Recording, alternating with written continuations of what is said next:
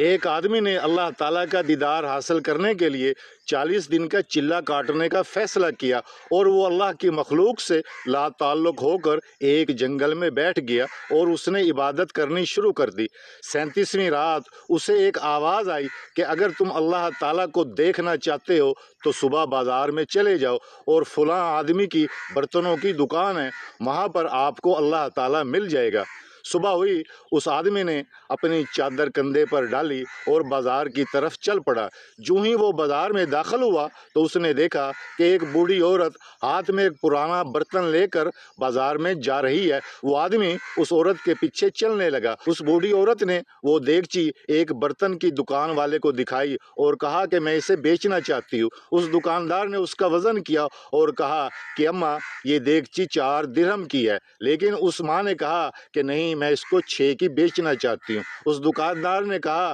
کہ نہیں ماں جی، میں اس کو 6 میں نہیں خرید سکتا۔ پھر وہ دوسری دکان پر گئی اور دکاندار نے اس کا وزن کیا اور اس دکاندار نے بھی یہی کہا کہ میں اس کے 4 درہم دوں گا، لیکن ماں جی نے کہا کہ میں اس کو 6 میں بیچوں گی۔ پھر وہ بوڑھی عورت تیسری دکان پر گئی اور کہا کہ میں یہ دیگچی 6 درہم میں بیچنا چاہتی ہوں۔ اس دکاندار نے وہ دیگچی لی اور نیچے رکھی اور بغیر تولے اس ماں جی سے سوال کیا کہ ماں جی، آپ یہ دیگچی 6 درہم میں ہی کیوں بیچنا چاہتی ہیں؟ تو اس بوڑھی عورت نے کہا کہ میں 6 درہم میں اس لیے بیچنا چاہتی ہوں کہ میں نے اپنے بیٹے کی دوائی لینی ہے، وہ بیمار ہے، میں نے اسے حکیم کو چیک کروایا، حکیم نے کہا کہ اسے 1 ہفتہ دوائی کھلاؤ، وہ دوائی 6 درہم کی آنی ہے، میرا شوہر بھی فوت ہو چکا ہے اور میرا کوئی کمانے والا بھی نہیں، اس لیے میں مجبوری میں یہ دیگچی بیچ رہی ہوں اور میں اس کو 6 درہم سے کم نہیں بیچوں گی۔ اس دکاندار نے یہ بات سنی تو فوراً اپنی جیب سے 30 درہم نکالے اور اس ماں جی کو دیے اور کہا کہ ماں جی یہ لے جاؤ۔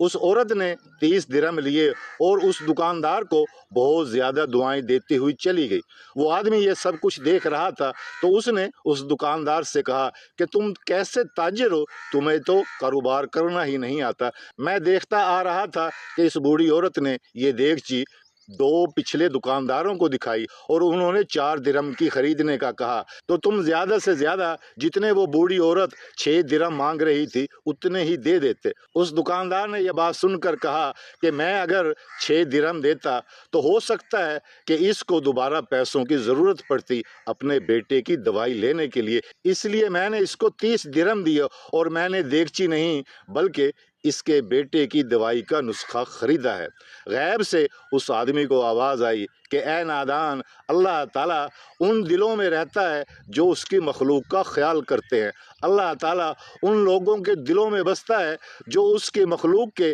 جن کے دل ٹوٹے ہوتے ہیں، جن کا کوئی کمانے والا نہیں ہوتا، جو لوگ ایسے لوگوں کی مدد کرتے ہیں، اللہ تعالیٰ ان کے دلوں میں رہتا ہے۔ اور ایسے لوگ جو اللہ تعالیٰ کی مخلوق کا خیال کرتے ہیں، جو آدمی ایسے لوگوں کا دیدار کرتا ہے، ایسے لوگوں سے ملتا ہے، ایسے لوگوں سے مصافحہ کرتا ہے، جو اس کی مخلوق کا اپنے دل میں احساس رکھتے ہیں، اپنے دل میں اللہ کی مخلوق کا درد رکھتے ہیں، جو ان سے ملتا ہے، جو ان کا دیدار کرتا ہے، ایسا ہے جیسے اس نے رب کا دیدار کر لیا۔ اللہ تعالیٰ مجھے، آپ کو، ہم سب کو اپنی مخلوق کا احساس کرنے کی توفیق عطا فرمائے۔